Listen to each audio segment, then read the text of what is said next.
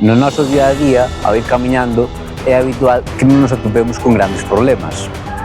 Pero hai persoas que non van camiñando. Eu, tiven que estar unha temporada en silla de rodas e o que me atopei foi con accesos bastante complicados, a verdad. Por exemplo, estamos neste caso no que non temos un acceso ao paso de peóns e que temos que andar dando rodeos.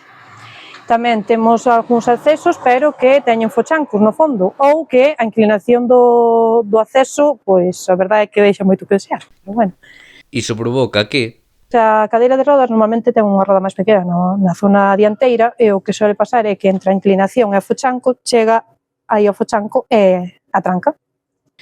Sempre temos que ir acompañados dunha persoa na silla para que axude a levála. Pero non só é nas rúas.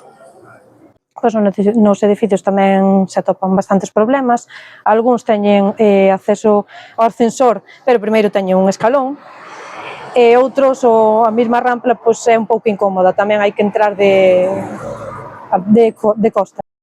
E iso, no día a día, tradúcese en que A verdade é que ao final faiche pensar en quedar na casa, aunque a veces non che queda máis remedio que salir, sempre hai algunha cousa que facer, pero tes que ir sempre acompañado. especialmente cando se vive nas aforas, onde se concentran a maioría de pasos de peóns menos accesibles.